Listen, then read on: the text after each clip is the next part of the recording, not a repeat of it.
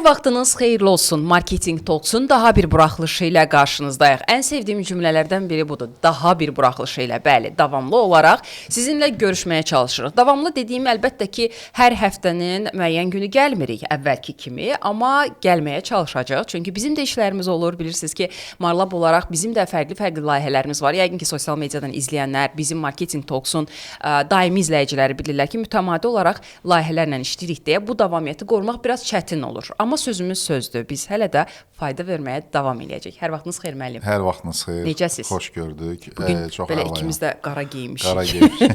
Amma əhvallar yüksəkdir, əladır. Qaradan çıxa bilmirəm də mən. Yəni daha çox belə deyək də tərzidə biz düşünmürük. Bizdə bu biraz daha pis assosiasiya kimi fikir olunsa da, amma daha çox artıq dünya olaraq ingiliscə desəm cool görsənir, belə stil, tərzli görsənir kimi gedir. Artıq düşünürəm ki, podkastın abu-havası da, bu studiyanın, Qarmediyanın abu-havası da bizə ona icazə verir ki, biz bu qara rəngi rahatlıqla geyinək, dekorasiya falan. Dünyanı bir kənara qoya bilsəm, əslində sevdiyim rəngdir. Onun üstünə istər-istəməz mənim sevdiyim rəngdir qara rəng. Necə gedir müəllim işlər? Bilirəm, eyni otaqda işləyirik, amma yenə də soruşum da. İşlər özünüz görürsünüz də, yəni sıx rejimlə çalışırıq ki, öhdəsindən gələk bizə göstərilən etimadın. Kifayət qədər son aylar dolu-dolu keçir, maşallah. Və hər bizə müraciət edən demək tərəfdaşımızın, sonra yəni müştərimizin və s. çalışırıq ki, etimadını doğruldaq. Yəni iş gördüyünüz kimi çox sıxdır, həm də kifayət qədər mürəkkəbdir. Biz bir balaca formatı dəyişirik müəllim. Sizə bununla bağlı düzdür, sizə son anda məlumat verdim.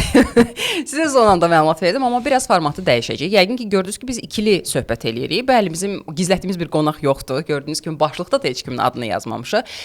Bugündən etibarən biraz daha çox fərqli mövzulara toxunmağa çalışacağıq. Çünki qonaqlar bizi bir balaca limitləyir o mənada ki, həmin sahədən söhbət etmək məcburiyyətində qalırıq. Amma bugündən etibarən qonaqlarımız olacaq, amma arada bir olacaq. Bugündən etibarən biz marketinqdə fərqli mövzulara daha rahat toxuna bilməyimiz üçün ikili söhbətlər eləyəcəyik. Yəni sizi inandıra bilərəm ki, bu podkastlar bugündən etibarən sizə daha çox dəstək olacaqlar. Çünki konkret mövzulara toxunulacaq. Yəni daha çox belə deyək də, kitablar nə deyir, bazarda nə edirlər tərzində belə bir müzakirələrimiz olacaq. Mən sorğu keçirtmişdim sosial mediada. Həmişə deyirəm, mən izləyən 3-4 nəfər var. O 3-4 nəfər arasında sorğu keçirtmişdim. Onlar arasındakı hansı mövzulara toxunmağımızı daha çox istəyirsiniz və əlbəttə ki, biz bugün 2 çəkiliş birdən eləyəcəyik deyə 2 mövzu daha çox seçildi. Biri hədəf auditoriya ilə bağlı, digəri isə marketinq auditi ilə bağlıdır. Düşünürəm bizim üçün də hər ikisi də çox maraqlıdır. Birinci istəyərdim hədəf auditoriya ilə bağlı başlayaq. Növbəti verilişimizi artıq marketinq auditi həsr edərik. Hədəf auditoriya deyəndə çox nəyə görə bu mövzuya toxunmağa çalışdım? Bizim bazar həqiqətən də öz auditoriyasını, öz müştərisini tanıyırmı? Biz ofisdən kənara çıxıb, o pəncərələri açıb, aşağıda olan xalqı, insanları izləyə bilirikmi? Onların içindəyikmi? Onların nəbzini tuturuqmu? Onlarla zövqlərimiz eynidirmi? Bu suallara cavab veririkmi? Bax, bütün bu suallarım deyir çoxdur, tükənməzdir. Bugün də məhz bu mövzuya toxunacaq. Nə düşünürsünüz bununla bağlı? Maraqlı mövzular seçmisiniz. Həmişəki kimi əslində belə də olması yaxşıdır. Son anda mənə məlumat verirsiniz ki, bu mövzudan danışacağam bugün. Yəni suallarımız olacaq. Belə yolda studiyaya gələndə mövzu ilə bağlı biraz belə deyim də xəyallara daldım, fikirləşdim, yəni bu mövzu ilə bağlı. Bilirsiniz, mövzunun adını seçəndə ən böyük bizi belə deyək də qarşımıza dayan ən böyük çağırış o mövzunun adı kifayət qədər böyük addır, amma o mövzunu hansısa bir formada faydalı bir axara sığışdırmaq çox vaxt çətin olur. Eyni qaydada bu indi seçdiyiniz hədəf auditoriya mövzusu da. Çünki belə bir fikir deyərdim. Yenə də indi məni tanıyanlar, izləyənlər hər halda ki bilirlər. Tək məsələni nəzəri tərəfdən yox, həm də ki günümüzün reallığında bu necə görsənir tərəfdən həmişə bəyəndiyim yanaşmadır ki, bunu mütləq dilə gətirirəm. Günümüzə baxanda, təcrübəyə baxanda, hansı ki biz Azərbaycanda bunu tez-tez görürük, mütəxəssislər adətən bir növ nəzəri olaraq bunu kəşf eləyirlər ki, məsələn, birisi nəyə bənzəyir? Hansısa bir dərsi əzbərləmişəm və bilirəm ki, bu lazımlı bir şeydir. Amma sanki bir küyə düşürlər. Sonra başlayırlar bir-birlərini nüsxələməyə, fikirləri nüsxələyirlər. Sonra yanaşmanı nüsxələyirlər. Mənim müşahidə əsasında gəldiyim qənaət ondan ibarətdir ki, birinci növbədə hədəf auditoriyanı hələ anlamamışdan öncə sən ilk növbədə eləyəcəyin bir işin səbəbini, məqsədini başa düşməlisən. Çünki əgər bu səbəb, məqsəd bəlli deyilsə və ümumiyyətlə bu səbəb və məqsədə getdiyin fikir, düşüncə, plan bəlli deyilsə, sən orada hədəf auditoriyanı tanımağa çalışma deyim, müəyyən eləməyə çalışma deyim, də etmə. Əsas xəta bax bu məqsəddə gəlir. Mən indi gəlin biraz daha nümunəyə keçin bundan bağlı. Məsələn, adətən hədəf auditoriya hansı məqamlarda, belə deyək də, dildən dilə daha çox yayılır, gündəm olur. O vaxt ki, bizim mütəxəssislər daha çox reklam məsələsində reklam verəcəyik və hədəf auditoriyamızı tanımalıyıq. Bəli. Bilirsiniz, bizim bazar elə də, necə deyim, istehsal yönümlü, bir çox sahələrin istehsalı yoxdur. İstehsal yönümlü bazar deyil, daha çox idxal bazarıdır. Və mütəxəssislərimizin təəssüflər olsun ki, bu müştərini tanıma, müştərini öyrənmə məhsulun və ya xidmətin ortaya çıxması mərhələsində çox vaxt olmur. Ki, əslində sonraki gedişatı da bəlirləyən elə o başda olan bir start nöqtəsidir. Gəlir reklam mərhələsində daha çox bu mövzu ilə uğraşır və bayaq qeyd elədiyim kimi, əgər məqsədi, səbəbi bilinmirsə, hətta belə reklamda da o hədəf auditoriyanı tanısa nə olacaq, tanımasa nə olacaq. Və reallıqda da məsələn bir də görürsünüz ki, sahibkara deyirlər ki, məsələn belə bol-bol danışırlar, məlumat verirlər ki, biz hədəf auditoriyamızı məsələn rəqəmsaldan götürək, hədəfləyəcəyik. Məsələn, mən dəfələrlə olub ki, rəqəmsalçıya sual vermişəm, sən hədəf auditoriyanı necə müəyyən eləmişsən?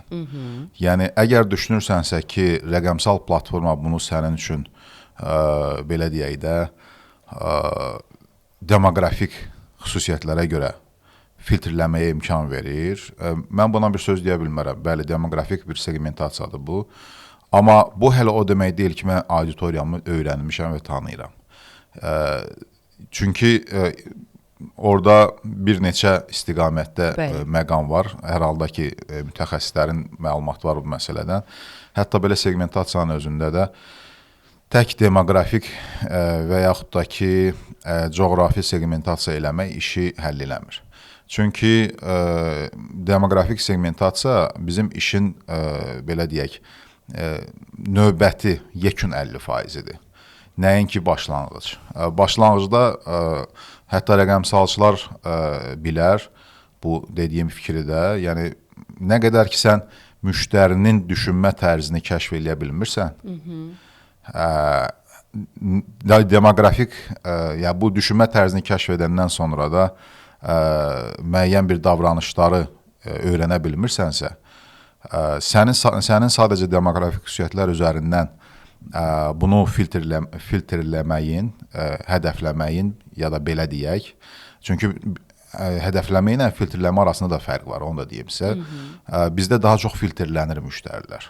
Nəinki hədəflənir. Çünki o vaxt müştəri hədəflənər ki, sən cəlb edici müştəri segmentini artıq hesablamısan. Bunlar kimlərdir?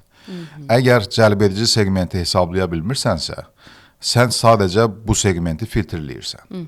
Və mütəxəssislər də daha çox filtrləyir, nəinki cəlbedici hədəf segmenti seçir. Bunu biraz daha açsaq bizi izləyənlər üçün, bir var ki, siz ümumi bir auditoriya seçirsiniz ki, misal üçün 25-35 yaş arası bir auditoriya seçirəm. Burada və başlayırsınız, deyirsiniz ki, bu işləsin, nə bilim, aylıq gəliri 1000 manatdan yuxarı olsun. Bu artıq filtrləməkdir, yəni konkretlik deyil də. Amma konkretləşdirmək üçün nə edə bilərlər? Yəni, nəyə fokuslanmalıdırlar? Əvvəldə dediyim məqam ki var, birinci növbədə hansısa bir kampaniyanı başlayanda o məqsəddən başlasam izah eləməyə, Çünki rəqəmsal indi daha çox təbii ki, dominantdır və rəqəmsal mövzuda danışanda istər-istəməz bu mövzuya toxunmamaq mümkün deyil. Çünki rəqəmsal doğrudan da son dövrlərin dominant bir media vasitəsidir və rəqəmsal media kanalları nəzərdə tuturam və məqsəd, məsələn, tutaq ki, reklam. Həm sahibkarların, həm də mütəxəssislərin başda məqsədi seçməsində problem nədədir? Reklam edirəm ki, satışım artsın, satış versin mənə, satış olsun, düzdürmü? Mən hətta çox əvvəllərdə belə bir stat da paylaşmışdım ki, yəni reklamın birbaşa məqsədi satış deyil. Deməli, əgər reklam tək səbəb olarsa, o zaman satışın əgər reklam tək səbəb olarsa satışın artmasına, bəli, onda reklamın birbaşa məqsədi satış ola bilər. Və bu yoxdur, yəni mümkün deyil. Yəni reklam satışın baş verməsi üçün tək səbəb deyil. Tək səbəb deyil. Tək yəni, səbəb bu sözün deyil. altı xüsusi olaraq ona görə də birbaşa məqsəd deyil. Birbaşa məqsəd olması üçün tək səbəb olmalıdır.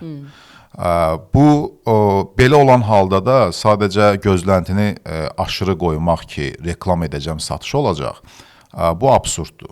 Yəni bunu hətta belə deyim, yəni tək biz bu gün ümumiyyətlə mən müzakirələrimdə bilirsiniz Amerika kəşf eləmir. Yəni ən azından öz sahəsinə, peşəsinə hörmət edən mütəxəssis öz sahəsini çox çalışır, dərin öyrənsin və düşünürəm ki, bu sahədə də illərimizi həsr edib bunu mümkün qədər dərin öyrənməyə çalışırıq, amma bu bitmir, bilirik. Təcrübədən də eksperimentlərimiz artıq qənaətimizi, fokusumuzu daha dəqiqləşdirir bu mövzuda. Yəni reklamın əgər belə deyək, birbaşa məqsədi satış deyilsə, ki dolayı məqsədi satışdır, demək birinci reklamda məqsədi düzgün qoymaq lazımdır. Yəni mən reklamda qoyduğum məqsəd məni hara aparır. Götürüb marketinq kommunikasiyaları nöqteyi nəzərdən məsələni biraz açsaq, ümumiyyətlə, gəlin elə qlobal olaraq marketinq kommunikasiyasının məqsədinə baxaq ki, görək marketinq kommunikasiyasının məqsədi nədir?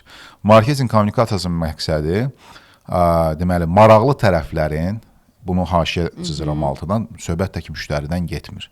Çünki müştəri maraqlı tərəflərdən biri ola bilər.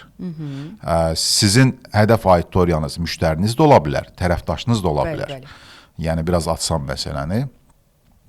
Marketinq kommunikasiyasının məqsədi ki, bilirik, bunu da bilmirəm, xırdalamağa ehtiyacı var, yoxsa yox, kommunikasiya fərqli alətlər girir içinə, reklam da daxildir ora.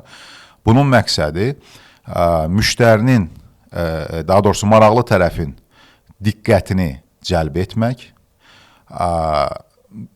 təhrif yaratmadan onun, demək, şuurunda yerə sahib olmaq, təhrif yaratmadan, bunun altını mütləq cızıram, təhrif yaratmadan onun şuurunda yerə sahib olmaq və həmin yer dediyim mövqeyə və həmin mövqeyini kommunikasiyanı təkrarlatmaqla möhkəmləndirmək, həmçinin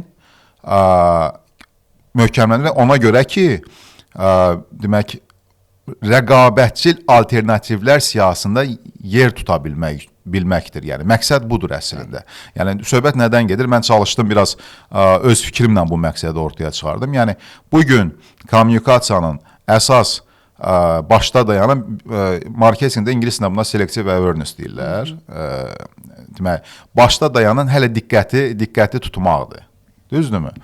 Diqqəti, bu zəncirvari bir-birindən bağlı olduğuna görə, yəni diqqət tutulur, mövqe müəyyənlənir, yəni və təkrarlanmaqla, niyə kommunikasiyanı təkrarlayırlar, deyirlər ki, bir dəfə reklamla iş bitmir və s. Həmin o mövqe ki yaradırsan, fikir yaradırsan maraqlı tərəfin şuurunda, onu möhkəmləndirmək üçün təkrarlanması mütləqdir. Həmin mesajların, o mövqeyin və s. Və təbii ki, təkrarlanma möhkəmləndirir və son nöqtədə gəlib hara çıxırıq? Rəqabətçil alternativlər siyasına daxil olmaq. Yəni, Belə deyim, bizim kommunikatorların dilində top 3-ə, top 5-ə və s.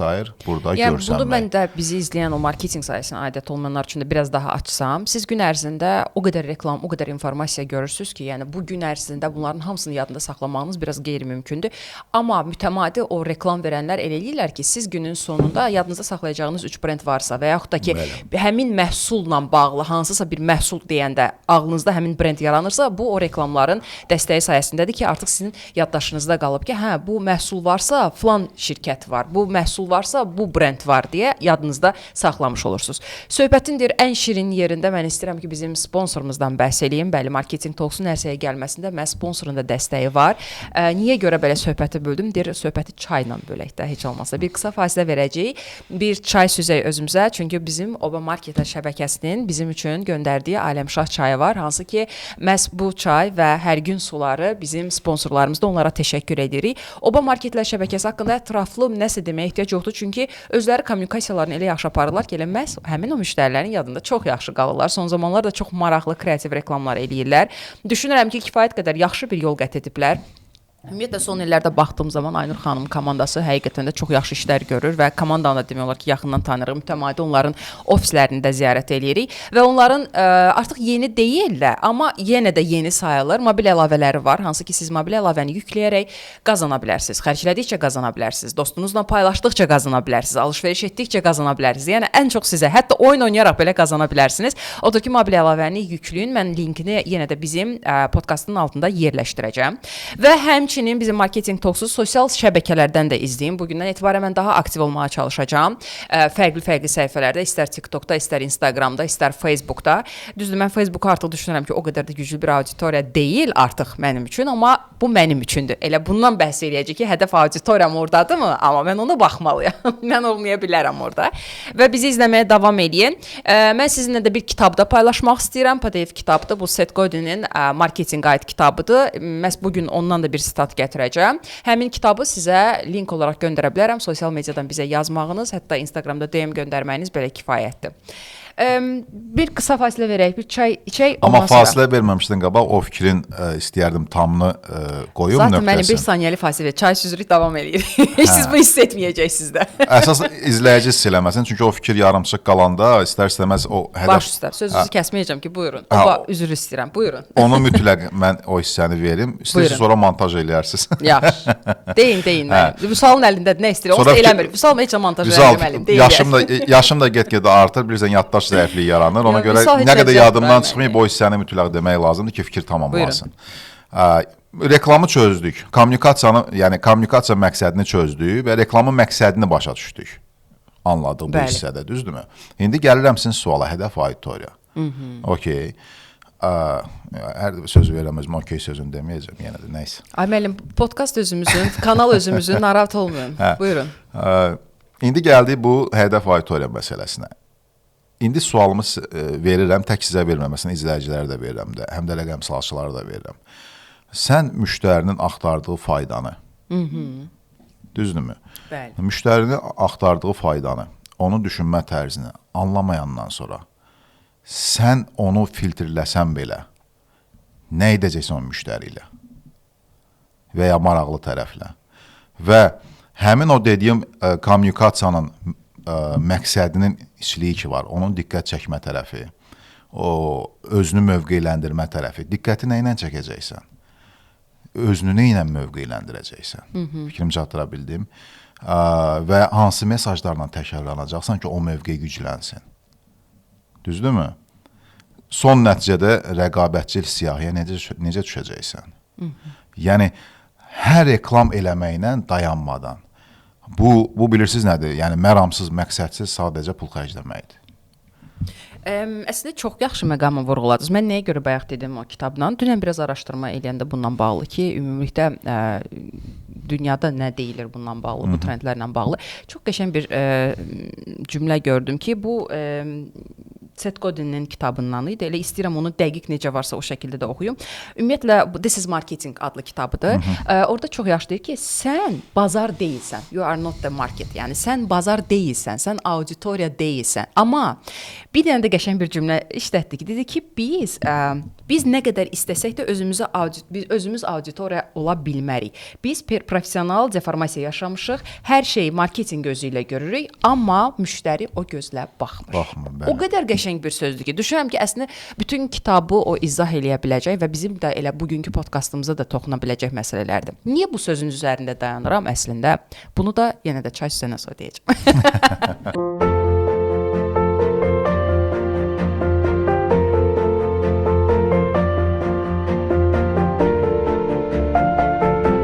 Bəli, çayımızı süzdük. Daha doğrusu mən süzdüm, əlim su içməyə davam eləyir. Mən çaysız qala bilmirəm. Təşəkkür edirəm Oba Marketlər şəbəkəsindən bir daha məhsullara görə. Bəli, söhbətimizin ən şirin yerində böldüm. Məhz bu professional deformasiya, peşəkar deformasiyaya uğramaqdan nəyə görə bunu misal gətirirəm? Əslində şəxsi təcrübəmə də dayanaraq deyə bilərəm ki, mən də uzun illər fərqli şirkətlərdə çalışanda və fərqli təcrübələrə baxanda, uzun illər dedim, o qədər də uzun deyil də, amma yenə də indi sizin yanınızda deyirəm, o qədər uzun deyil. Nəyə görə demək istəyirəm?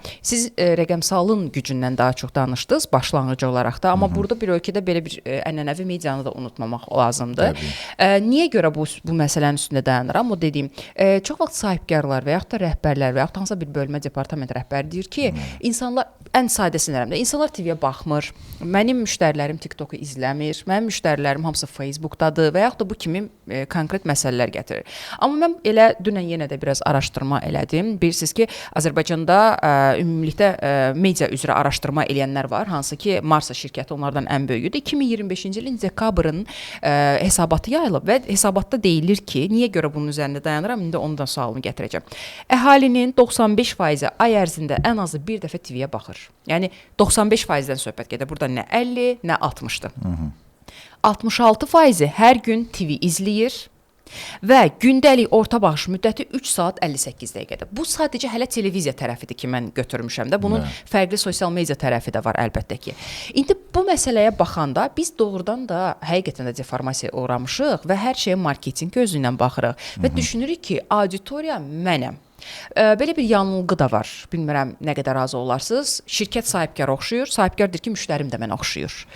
Bu okey, bunu mən razı ola bilərəm bu tərəfdən. Amma həqiqətən də öz müştərisini tanıyırmı və yaxud da müştəri necə deyim, elə bir tanıtmaq istədiyi kimi mi göstərir, yoxsa doğrudan olduğu kimi mi göstərir? Müştəri həqiqətən də bunu ona görə seçir, yoxsa digər qulaqdan qulağa eşitdiyinə bir dəfə gəlib çıxıb gedir ki, bir dəfə də mən yoxlayım görüm bu necədir, sonra baxaram. Bu kimi məsələlərə baxanda, məsələn, mən real olaraq düşünürəm ki, sahibkar burada doğrudan da auditoriyasını tanıyırmı? Və sonra sualı dəyişirəm ki, auditoriyasını niyə tanımır? Bax, niyə tanımır sualına nə deyə bilərsiniz? Niyə tanımır sualı? Çünki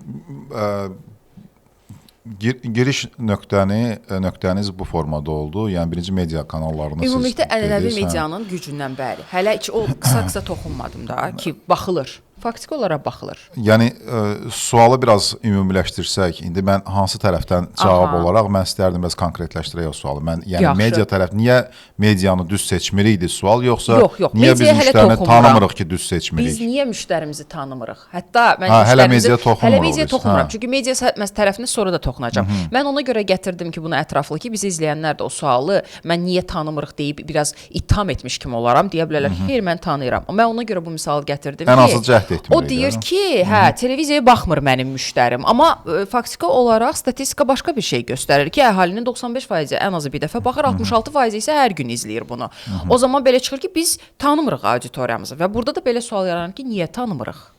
İndi mən danışmağa başlayanda hər sözə başlayıram girməyə, orada da elə olur ki, vaxt uzanır. Yox, buyurun. Sadəcə bilmirəm indi bu məsələyə hansı tərəfdən toxunum ki, izləyicilərə faydalı olsun.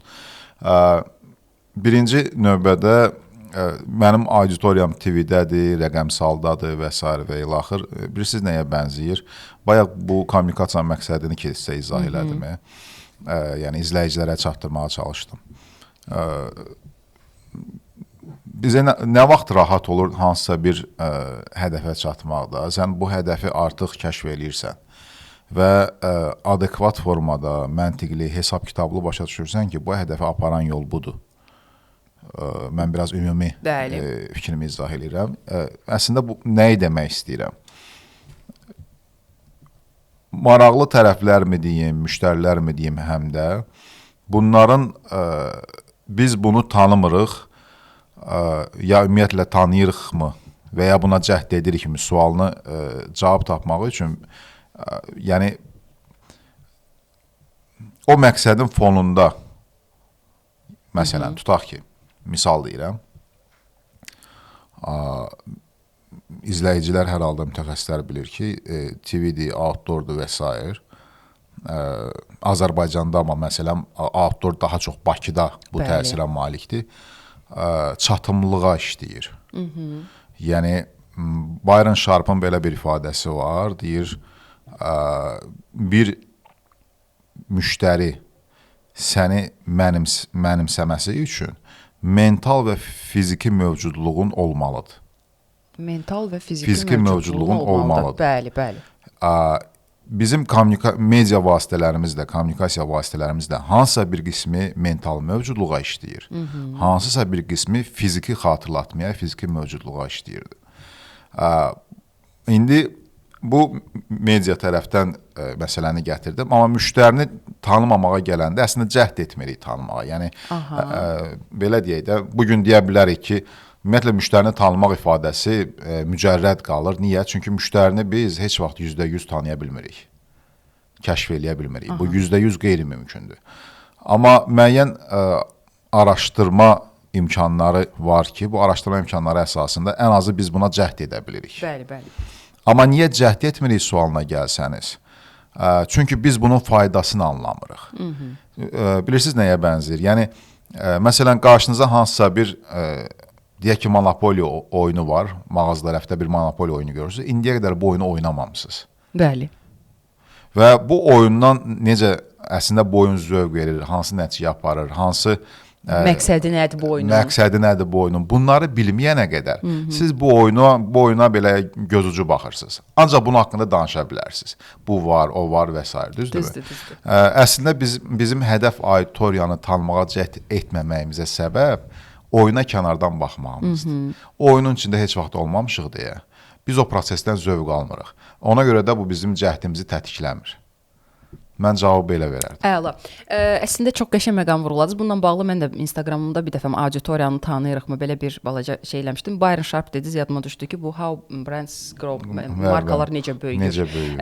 Orada toxunmuşdu. Həqiqətən də mental mövcudluq və fiziki mövcudluqla. İstəyirəm biraz daha onu açaq ki, bizi izləyənlər üçün də maraqlıdırsa, o kitabı da əldə edib oxuya bilərsiniz. Siz 2 dəqiqənin içində oradan tapdınız. Aşk olsun. Brendin, deməli, mental mövcudluq, brendin müştərinin beynində ilk ağla gələn olması, yəni müştəri məhsul almaq istəyəndə sənin brendin onun ağlında avtomatik olaraq peyda olmalıdır. Fiziki mövcudluqdan söhbət gedirsə, brendin real həyatda müştərinin qarşısına çıxması və asan əldə olunmasıdır. Bu sadəcə mağazada olmaq deyil, brendin mümkün qədər çox yerdə, çox kanalda az əngəllə mövcud olsun deməkdir. Görün, burada belə auditoriya məsələsinə nə qədər dərindən toxunulur, amma biz onu bu qədər dərinliyinə getmirik. İndi istəyirəm həmin ənənəvinin gücünə qaydaq. Biz başqa bir xarici ölkədə yaşamaqda, yəni Azərbaycanın bazarı da təbii ki məlumdur və ən çox da pay düşür əlbəttə ki Bakının payına. Və dediyiniz kimi ənənəvi kanalın gücü ilə bağlı danışsaq, televiziya olsun, radiolar olsun, çöl reklamları olsun, bu nə qədər effektivdir, ümumiyyətlə effektivdirmi? Hansı sahələr bura daha çox yönələ bilərlər, hansı sahələr ümumiyyətlə uzaq gəzməlidir? Və yaxud da Facebookda məsəl üçün dayanmadan reklamlar, kalan metaya çoxlu pullar tökülür, TikToka kifayət qədər pullar tökülür. Amma bu ona nə qədər fayda verə bilər? Bir marka, bir brend bunu necə ölçə bilər? Bunu necə düşünə bilər? Necə planlaya bilər sizcə? İttiham elədim, bəsdir də, indi kömək eləyək. İlk növbədə indi, məsələn, əgər illərlə hər hansı bir marka bu kommunikasiya fəaliyyətini həyata keçirir və bunu ölçməyibsə, mən deyərdim ki, yəni, bilirsiniz də, data müasir dövrün neftidir. Yəni, bu datanı toplamayıbsa, mən deyərdim ki, o gələcək investisiyasını, keçmişə qoyaq bir kənar, gələcək investisiyasını havaya atır. Aha. Niyə bu ifadəni işlədirəm? O qeyd elədiyiniz məqam ki var, bu mu yoxsa o mu, yoxsa hamısı mı və yəni burada söhbət bütün mümkün vasitələrin eyni anda işə düşməsindən yox, daha çox doğru mikslə işə düşməsindən gedir. Yəni kəmiyyət yox, keyfiyyət nöqteyi nəzərdən baxılmalıdır məsələyə. Və bəzən seçimli yanaşmalar olur. Hər halda hiss edirsiniz, siz də qarşınıza çıxır ki, rəqəmsalla davam eləyək və yaxud da ki, rəqəmsalı dayandıraq ya da büdcəsini azaldıraq, radiola davam eləyək. Bu ay radionu yoxlayaq, bu ay nə bilim biraz o birini artıraq, bu birini yoxlayaq. Bu əslində uğurlu testlər deyil. Uğurlu testlər deyil. Niyə uğurlu testlər deyil? Çünki bayaq qeyd elədiyimiz bu mental, fiziki mövcudluq və hələ arxasında da sən ümumiyyətlə kommunikasiyanın özünün məqsədini anlamağın, hədəf auditoriyanı ən azından müəyyən dəqiqliklə müəyyənləşdirməyə cəhd etməyin, bunları nəzərə alsaq, yəni arxasında çox məsələ var da, bunları nəzərə alsaq, sən görəcəksən ki, yəni əslində heç bir iş görmədən sən media kanallarına qərar verirsən. Ölçüm məsələsi, yəni sizcə ölçülə bilənə daha çox qaçırlar, yoxsa necə, məsəl üçün sosial media elədi ki, onu bir ölçə bilirlər də, qoyulan məbləğin qarşılığını görə bilirlər. Bayaq qoyduğum məsələn, kommunikasiya məqsədi ki, ifadə elədim, əgər çatımlığı təmin etmək istəyirəmsə və indi o çatımlığın içində də təbii ki, sahədən, məhsuldan asılı olaraq müəyyən sub-məqsədlərim ola bilər. Məsələn, etibarı artırmaq istəyirəm. Hansısa bir sahəyəm, orada güvənli görsənmək istəyirəm.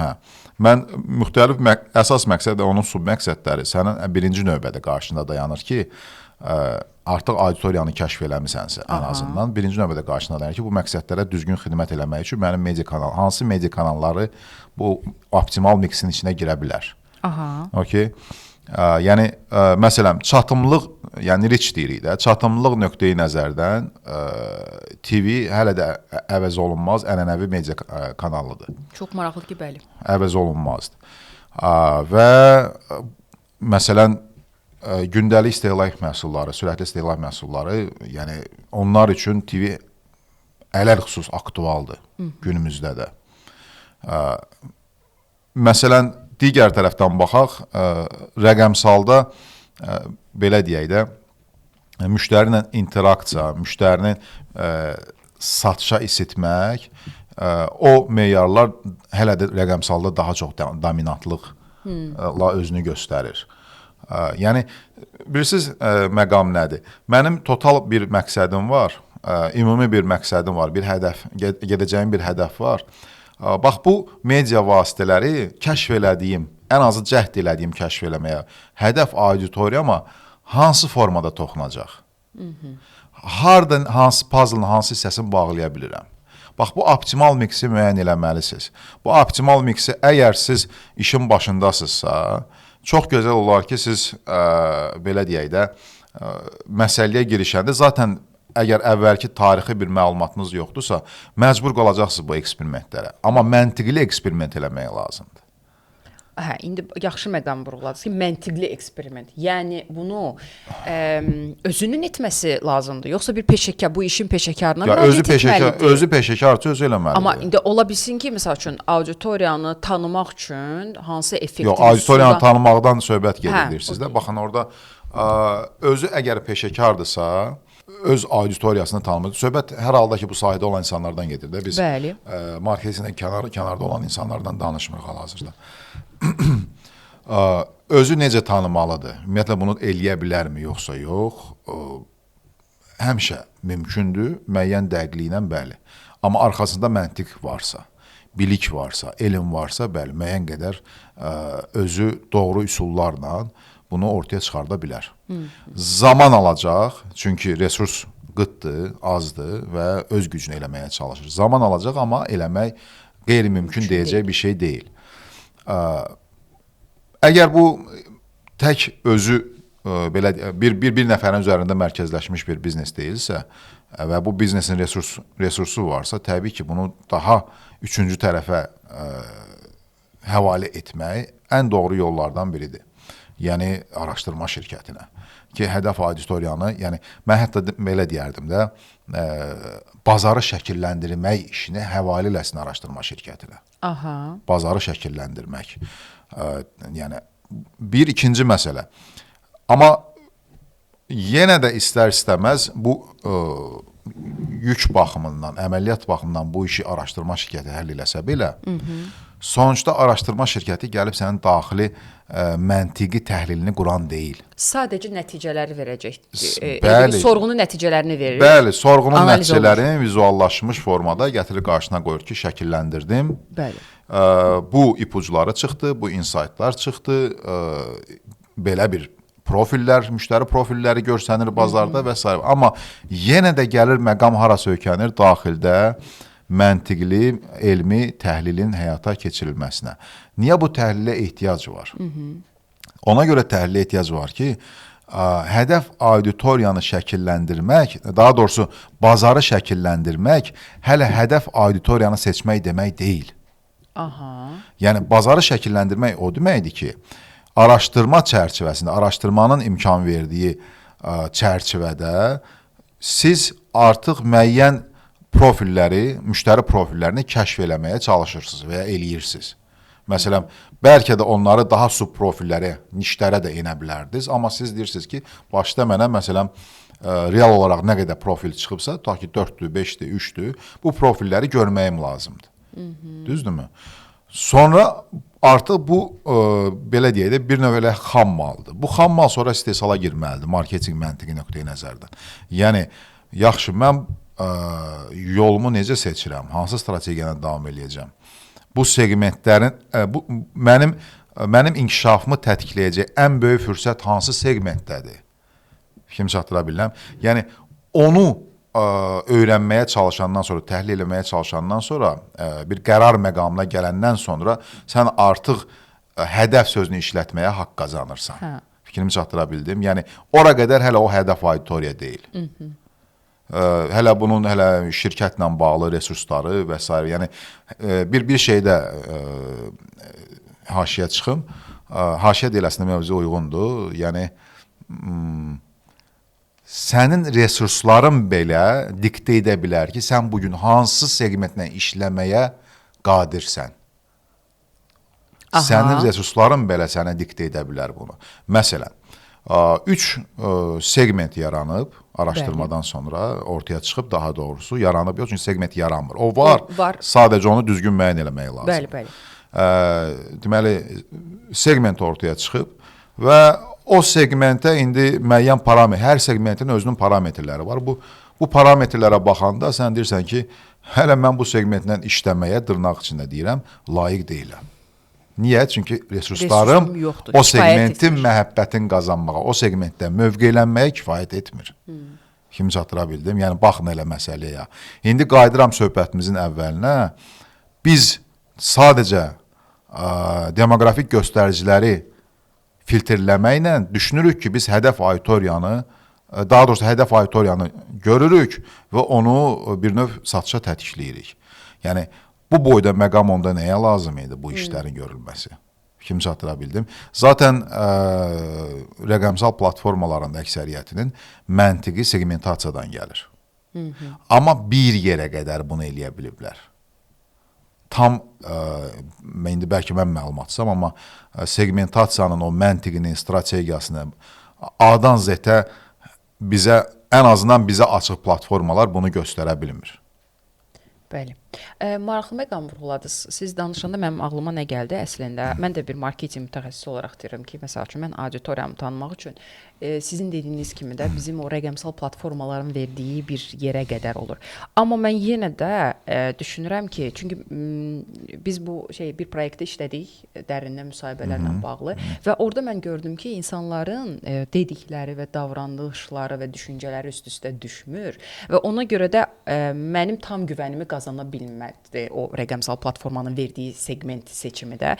Düşünürəm ki, bu dərindən müsahibə elədi ki, amma oradan onu ala bilən artıq o da bir başqa bir peşəkardır.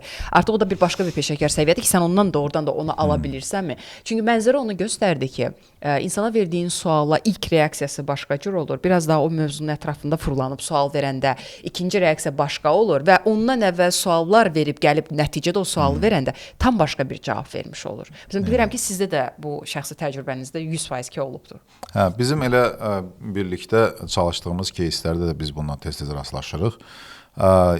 İndi bir növ kommunikasiyadan, mediadan ayrılıb biraz araşdırma tərəfinə giririk əslində. Amma o da auditoriyaya O da auditoriyaya gəlir çıxır məsələ. Yəni hər işimiz onların belə deyək də o qarşısında özümüzü onların etimadını doğrulmaq üçün marketinqlə məşğuluqsa. İndi hansısa bir vasitənin, üsulun hansı məramda effektivdir? Hə, dərindən müsahibə təbii ki, fokus qrup məsələsindən daha effektiv görünür, amma dərindən müsahibənin özünü də nə qədər sən fərqli üsullardan istifadə edirsən, o da önəmlidir. Yəni, əgər sən oturub səhərdən, nə bilim, gün ortaya qədər olmur adətən dərindən müsahibə o qədər. Yəni, tutaq ki, bir saat kimlənsə söhbət edəcəksənsə və bunun adına sadəcə dərindən müsahibə qoyacaqsan, qoya bilərsən. Amma nə qədər etibarlı dərindən müsahibədir, ona elə düşünmək lazımdır. Çünki sizin qeyd elədiyiniz kimi söhbət əsasında müəyyən bir suallarla, müəyyən bir fikirlərin alınması, hətta belə o respondentin gözləmədiyi istiqamətlərdən mövzuya girməklə, bəli, müəyyən şeyləri çıxartmaq olur, amma bir çox şeylərdə etibarlı məlumat olaraq çıxartmaq mümkün deyil. Mən üsullar deyəndə nə edirəm? Məsələn, müsahibənin içində biz də praktikada indi istifadə elədiyimiz tez-tez müəyyən bir proyektiv üsullar var. Bu proyektiv üsullar əslində bəzən o suala sən təxmin edirsən ki, heç bir respondent səmimi cavab verməyəcək, amma bu sualın cavabını mən ondan özü də hiss etmədən necə ala bilərəm? Bu şeylər təbii ki, önəmli rol oynayır. Sualınızın ikinci səsi nədən ibarət? Əslində elə yox, məsələ buna görə toxunurdum ki, mən bu rəqəmsallığın verdiyi segment seçiminə çox güvənmirəm marketinq mütəxəssisi olaraq. Çünki orada dərininə müsahibəyə gedəndə artıq insanların o dediyim kimi düşüncəsi, davranışı bir-birinə üst-üstə düşmür. Onların dediyi ilə belə üst-üstə düşmür. Ona görə deyirəm ki, yəni burada marketinq mütəxəssisinin öhdəsinə düşən həm də auditoriyasını tanımaq üçün elə belə bir tipli sorğular aparmasıdır ki, bunu da peşəkar etməlidir. Analiz hissəsini əlbəttə ki, yox, amma bu dərindən müsahibəni etməlidir ki, həqiqətən də mənim hədəf auditoriyamın ehtiyacı nədir? Məndən nə istəyir? Ümumiyyətlə məndən nə gözləntisi var? Məhz konkret bir brenddən söhbət getmir ha. Ümumi bir bazardakı istəyi nədir? Bəlkə biz başqa bir istiqamətdən bir yol tapacağıq. Bəlkə hamının getdiyi bir istiqamət var, amma müştəri heç onu istəmirmiş. Bununla bağlı bizim bir podkastlarımızın birində də söhbət oldu. Xatırlayırsınızsa ki, sorğu aparmışdılar məhsulla bağlı ki, həmin müddətdə ən çox halal kəsim deyə birinci söz olaraq hər yerdə mesaj gedirdi. Araşdırma zamanı məlum olub ki, insanlar halal sözünü ikinci hissəyə salıb, birinci ləzzətli sözünü daha çox üstünlük vermiş və mesaj dəyişəndən sonra kommunikasiya planı dəyişir. Mesaj daha çox ləzzətlinin üzərində qurulur və satışları artır. Yəni bu yaşanmış bir təcrübə idisə, demək ki, burada sadəcə rəqəmsalın verdiyi mənə 18-25 yaş arası müəllimlər, əmək haqqısı bu qədər və bu mənim segmentimdir, bu mənim hədəf auditoriyamdır demək doğru olmayacaq. Yəni doğru olmasın da eləyirlər də, amma nəticə o qədər ürək açan olmayacaqdır. Bir də əslində indi səsləndirdiyiniz bu keyslə bağlı bunu əslində istənilən bir keyslə bağlı demək olar. Yəni, nə mənada misal başqa tərəfdən əslində yanaşmağa çalışacağım mövzuya. Əldə elədiyiniz datanın məlumata çevrilmə aşamasında bəli. Nə qədər düzgün, nə qədər etibarlı interpretasiya edirsən, bu çox önəmlidir. Təbii ki. Yəni, mənim də olub başıma gəlib belə şeylər ki, bir insight çıxarda bilməmişəm, amma başlamışım nəyisə uydurmağa. Sonra öz-özümə demişəm ki, özünü niyə alladırsan, qoy bu uydurmadır kənara. Biraz daha qaşımağa davam elə. Bəzən işin rahat tərəfindən mütəxəssislər meyilli olurlar, rahat tərəfindən yapışmağa da. Ki, bura qədər araşdırdım, aşağı yuxarı ilə söhbət ləzzətdən gedir də. Təbii ki, indi mən Kim demirəm, çatdıra həmin brendin yanında Yəni- olmamışam, necə apardığını Və bilmirəm, yaxud amma da ki, sadə misal gətirməyə çalışdım. İlla ki o Bəli. brenddən və ya o təcrübədən söhbət getmir. Sadəcə Bəli, siz bəli, dediniz, bəli. mən indi əslində yanında deyil hansı case idi o. Artıq neçə dənə maşallah buraxılışlarımız olub, heç yadıma düşmür hansıdır. Amma misal üçün deyirəm ki, interpretasiyadan çox şey asılıdır və o interpretasiya özü də yoxlanmalıdır, məntiqə oturmalıdır. Yəni biz insight çıxartmaq hələ o demək deyil ki, məsələn bu ləzzət sözü qeyd elədiniz. Bu ləzzət sözü belə deyək də biz ona tələb sahəsi deyirik, müştərinin tələb sahəsi, demand space deyirik də. Bu harda oturur? Bu ləzzət sözü. Bunun arxasında nə var? Önə verəcək hansı təsirləri bağışlayır? Bu şəkil olmayanda əlinizdə, yəni çünki müxtəlif demand space-lər var da, yəni onun özünün də sub tərəfləri var. Seçim xəritəsi deyək də, yəni bir alternativ seçimlər, bu olsa nə olacaq, bu olsa nə olacaq və o hamısı görünməlidir mənzərə olaraq. Yox, tələbin xəritələnməsi deyilən bir anlayış var da. Bu tələbin xəritələnməsində deməli hansı tərəfdən tələb tətiklənirsə, onlar şəkilləndirilir. Və qeyd elədiyim kimi o çıxan insight da hara oturur, araşdırmadan çıxan insight hara oturur, hələ ona baxmaq lazım. Kimi çatdıra bildim. Yəni o da işin bitməsi deyil də. Mən məsələn, mənim fikrimiz ayrı biləm yoxsa yox. Mən araşdırmanı elədim. Araşdırmada bu söz çox təkrarlandı. Və bu imiş. Yəni dərhal görünən nəticə ilə kifayətlənməmək, biraz daha əksinə analiz etmək lazımdır ki, niyə bu söz oldu? Bu sözü deməyə nə tətiklədi? Və ümumiyyətlə bu sözü doğru üsulla mı çıxartdıq müştəridən yoxsa yox? Bəli. O da çox vacibdir. vacibdir. Burada artıq o həqiqətən də işini bilən peşəkarlara Bizdə çünki bəzən bir də görürsünüz ki, araşdırmanı edirlər, gətirir hesabatı verir. Məsələn, deyirəm ki, yaxşı bu fikri necə çıxartdın da, yəni ki, bu fikrin arxasına söykənib pul xərcləməyə hazırlaşırsan. Adam belə deyək də ən güvənsiz, sadə, primitiv üsuldan istifadə edərək bunu eləyib. Anket sorğusu eləyib. Yox, anket sorğusu eləyib də, amma anket sorğusunun birinci növbədə dizaynı doğru deyil. Yəni kifayət qədər belə deyək də düzgün dizayn olunmayıb, strukturlaşmayıb. Suallarda da xətalar var. Bunlar indi primitiv şeylər olsa da müəyyən qədər. Bu anket sorğusunun aparılma üsulu da doğru deyil. Və ümumiyyətlə təhlil də baş verməyib. Fikrimi çatdıram. Yəni bilirsiniz nə də, araşdırmada belə bir məsələ var da. Çıxan nəticə dərhal götürülüb. Ən azından araşdırmanın məqsədini hələ tam dərk eləməyib adam. Yəni araşdırmanın qarşısına qoyulan məqsəd ki var, bu araşdırma nə üçün keçiriləcək? O məqsədi hələ tam dərk etmədən araşdırmanı keçirib. Fikrimi çatdıra bildim. Sadəcə araşdırma keçirtdim deyir. Araşdırma keçirtdin, yaxşı bunun məqsədi nə idi? Bu araşdırmadan əldə edəcəyin mövzu hansı dərdinə dərman olacaqdı? Biraz dərinə gedəndə sual verdikcə görürsən ki, deyir, məsələn, filan şeyə dərman olacaq. Deyirəm, axı o filan şey üçün bu tip araşdırma keçirilmir. Fikrimi çatdıra bildim.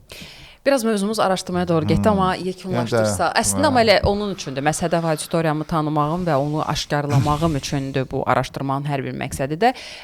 İstəyirəm bir balaca söhbətimizi burada yarım kəsək, artıq nə mənada yarım kəsək, yekunlaşdıraq. Çünki bu mövzu çox böyük, əhatəli bir mövzu. Elə araşdırmaya girmişkən düşünürəm ki, bir dəfə də bu məsələyə də toxunarıq. Məhz araşdırma istiqamətindəki hansı üsullarla, hansı effektiv yollarla siz öz auditoriyanızı tanıya bilərsiniz. Son olaraq yekunlaşdırsaq, nə deyirsiniz? Sahibkarlar və marketinq mütəxəssisləri öz auditoriyalarını tanımaq üçün nə etməlidirlər? Öz auditoriyalarını tanımaq üçün nə etməlidirlər? Müştəriyə daha çox qulaq asmalıdırlar. Müştəriyə daha çox. Mən də deyirəm kabinetinizdən çıxın. Ofis ortamından çıxmaq lazımdır. Yəni çox bəzən fikirləşdiyimiz mürəkkəb şeylər əslində çox sadədir. Yəni nə qədər çox insanı dinləsək, kifayət qədər çox maraqlı fikirlər çıxarda bilərik. Yadımda da sizlə çox yəni çoxdandan biz hələ dərs təlim müddətində söhbət etmişdiniz ki, öz кейsinizdəki siz call center'ın zənglərinə də qulaq asırsınız, orada da insightlar çıxır və mən sizin o sözünüzü oğurlayaraq gedib çalışdığım şirkətdə call center'a qulaq asdım.